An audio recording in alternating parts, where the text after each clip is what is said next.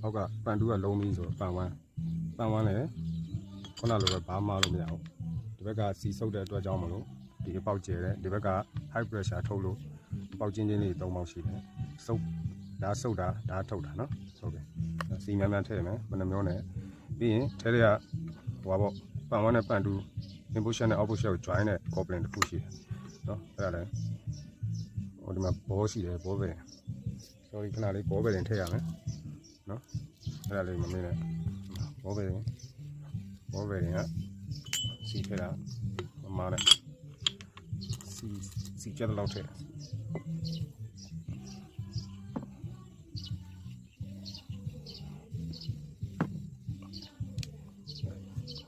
မဲကောင်မဲစီတုပ်ပြီဆွတ်ပလိတ်ထည့်တဲ့အခါမှာဒီဆွတ်ပလိတ်တက်တဲ့အခါမှာဒီကောင်ရှူးပလိတ်အောက်ကိုပြုတ်ကျတတ်တယ်ပြုတ်မကြလို့မဲစီပါလေးနည်းငယ်တုပ်ပြရတယ်โอเคရပြီဆို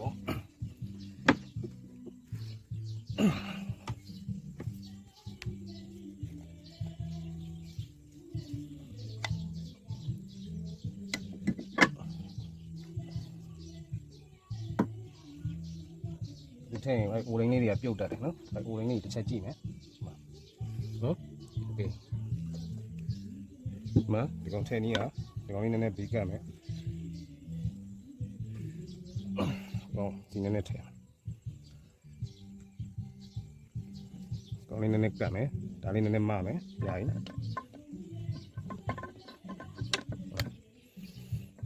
လောကလေးတော့စာဘူးကစားရင်ဒီကောင်ကဒီလိုဖြစ်နေတာနော်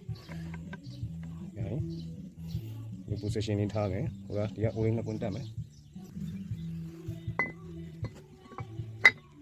ဟုတ်ကောင်းနေ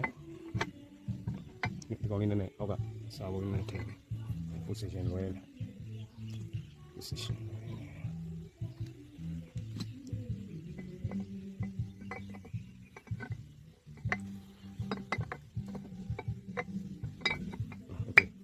လက်ကြည့်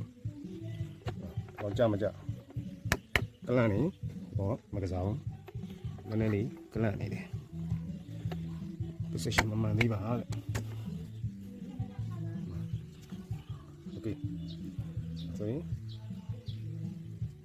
supply ကကြောလေးနဲ့ဒီဘားရဲ့ line လေးနဲ့ဒီလိုလေးစမ်းကြည့်ရတာတိတာနော်တဲ့မတဲ့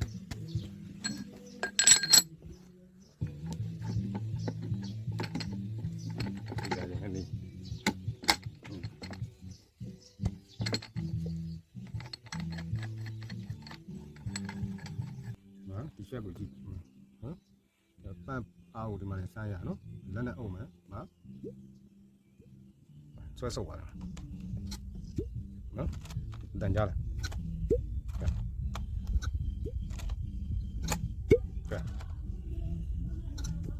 ချက်ပဲ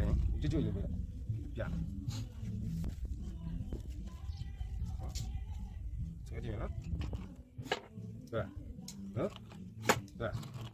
ဒီမှာလည်းနဲ့ပန့်ရလောလောတယ်ဒီလောက်လေးမှအဆင်ပြေမကြည့်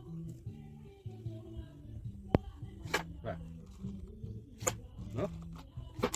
ဒါလည်းလေးနဲ့အားရှိသေးတယ်ဟုတ်ပြီဘောကတစ်ခါပြန်ကြည့်မယ်နော်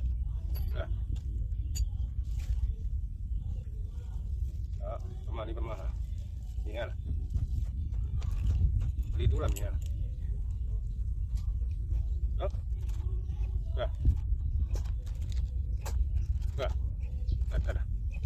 นี่แหละก็ชิว